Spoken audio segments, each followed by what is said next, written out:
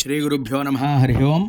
ఇప్పుడు మనం చెప్పుకోబోయేటువంటి అంశం ఏమిటి అంటే అండి, భీమఖండంలో మనకి 27 నక్షత్రాలు, అలాగే పాదలింగాలు అంటే 108 లింగాలు ఉన్నాయండి మొత్తం. దాంట్లో మనం ప్రప్రథమంగా ఉండేటువంటి నక్షత్రం ఏమిటి అంటే అశ్విని నక్షత్రం. అశ్విని నక్షత్రం రెండవ పాదం అండి. ఈ రెండవ పాదం అంటే మేషరాశిలోకి వస్తుంది. మరి ఈ నక్షత్రం పాదలింగం ఎక్కడుంది అనేది మనం ఇప్పుడు చూద్దామండి. ఇది ఎక్కడ అంటే మనకి ఈ ఊరు పేరు ఉట్రుమిల్లి. ఈ ఉట్రుమిల్లి ఎలా వెళ్ళాలి అంటే అండి, ద్రాక్షారానికి రామచంద్రపురంకి మయంగాను మనకి తాళ్లపొలం అని ఒక ఊరు తగులుతుంది. ఆ ఊరు నుంచి మనం రైట్ సైడ్కి తీసుకున్నట్లయితే మనకి ఈ ఊరు ఒక 2 కిలోమీటర్ల దూరంలో అయితే మనకి ఉట్రుమిల్లి గ్రామం అనేది వస్తుంది. ఇది చాలా పల్లెటూరు అండి. ఇది వెళ్ళాలి అంటే ఖచ్చితంగా మనం బండి మీదే వెళ్ళాలి, లేదా కారు అయినా వెళ్ళొచ్చు. అంతే, సొంత వెహికల్లో వెళ్ళాలి తప్ప మామూలుగా అయితే ఏ బస్సులు కూడా ఇక్కడికి మనకైతే ఏమి దొరకవు. కొంచెం ఇది లోపలికి ఉంటుంది కాబట్టి అందువల్ల మనం అక్కడి నుంచి ఇలా వెళ్ళవలసి ఉంటుంది. వెళ్ళిన వెంటనే శివాలయం అంటే ఎవరైనా చెప్తున్నారు.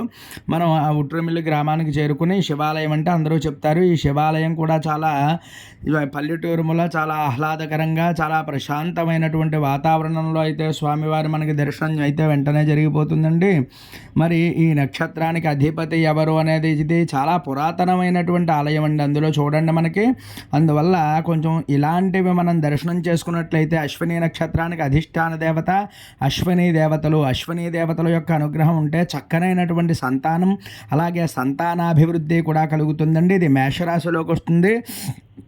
మేషరాశికి అధిపతి కుజుడు. కుజ దోషాలున్న ఈ యొక్క లింగాన్ని చూసి దండం పెట్టుకున్నట్లయితే మనకు ఆ యొక్క కుజ దోషాలు కూడా నివృత్తి అవుతాయి. అలాగే మరి ఈ యొక్క అశ్విని దేవతల యొక్క అనుగ్రహం అంతా కూడా నక్షత్రం 1, 2, 3, 4 పాదాలు ఉన్నాయి. అవన్నీ కూడా మీకు త్వరలో నేను అన్నీ కూడా దర్శనం చేసుకున్నట్లయితే సంపూర్ణమైనటువంటి నక్షత్రం యొక్క దేవత అనుగ్రహం అయితే మనకి లభిస్తుందండి. అందువల్ల మన పాదమే కదా, మనమే చూడాలి, ఇంకేది చూడకూడదని అనుకోకూడదు. ఇక్కడ స్వామివారి పేరు ఏమిటి అంటే అండి ఉమా గౌరీశ్వర స్వామివారు. ఈ యొక్క ఉమా గౌరీశ్వర స్వామివారిని నేనైతే మీకు చూపిస్తున్నాను. ఇప్పుడు చూసి నమస్కారం చేసుకోండి. నమస్తేస్తు భగవన్ విశ్వేశ్వరాయ మహాదేవాయ త్రయంబకాయ త్రిపురాంతకాయ త్రికాగ్నికాలాయ కాలాగ్నిరుద్రాయ నీలకంఠాయ మృత్యుంజయాయ సర్వేశ్వరాయ సదాశివాయ శ్రీమన్మహాదేవాయ నమః. శ్రీ ఉమా గౌరీశ్వర స్వామినే నమః. ప్రార్థన నమస్కారం సమర్పయామి.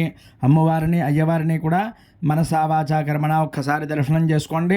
మీకు వీలుంటే తప్పకుండా వెళ్ళి దర్శనం చేసుకోండి. నక్షత్ర జాతకులు కానీ, రాశి జాతకులు కానీ, అలాగే మరి అవకాశం లేని వారు మన వీడియోలో చూసి స్వామివారిని ఒక్కసారి దర్శనం చేసుకున్నట్లయితే మనకు ఆ యొక్క నక్షత్రం యొక్క దోషాలు ఏమైనా ఉంటే అన్నీ తొలగిపోతాయండి.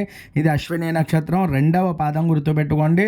తప్పకుండా వెళ్ళి దర్శనం చేసుకోవచ్చు. అంటే ఎవరైనా సాధారణంగా మరి రామచంద్రపురం నుంచి కనుకను ఈ స్వామివారిని అంటే భీమేశ్వరుని చూడడానికి వచ్చినట్లయితే చాలా సులువుగా అయితే మనం ఈ యొక్క దేవస్థానానికి అయితే వెళ్ళడానికి మనకు అవకాశం అయితే ఉంటుంది. గుర్తుపెట్టుకోండి. ఈ స్వామివారిని అలా జపం చేసుకోవాలి. ఓం అశ్విన్యే నమః, ఓం అశ్విన్యే నమః అంటూ జపం చేసుకోవాలి. అలాగే ఈశ్వరుడు కాబట్టి పంచాక్షరి జపం చాలా విశేషమైనటువంటిది. ఓం నమః శివాయ, ఓం నమః శివాయ అంటూ ఆ స్వామివారికి జపం అది కూడా చేసుకుంటూ ఉండాలి అందరూ కూడా. ఈ యొక్క లింగాలు మనం చాలా కష్టపడి చేస్తున్నామండి ఇవన్నీ కూడా. ఎందువల్ల అంటే అది నిజంగా ఒక విధంగా చెప్పాలి అంటే మీ అదృష్టం తద్వారా నా అదృష్టం. ఎందువల్ల అంటే మీరందరూ చూస్తారు, ఇది ఖచ్చితంగా చెయ్యాలి అనే ఉద్దేశంతో నాకైతే ఈ యొక్క లింగాలన్నీ కూడా దర్శనం అవుతున్నాయండి. ఎందువల్ల అంటే 108 లింగాలు చూడడం అంటే మరి మన జన్మంతా సుకృతం. ఎందువల్ల మన ఛానల్లో ఉండేటువంటి వాళ్ళందరూ కూడా వీక్షించి ఆ తద్వారా మీరు చూసినటువంటి పుణ్యం కూడా నాకు ఏదో విధంగా వస్తుంది అనేటువంటి ఉద్దేశంతో చేయడం జరుగుతుంది. సబ్స్క్రైబ్ చేయండి, లైక్ చేయండి, కామెంట్ చేయండి.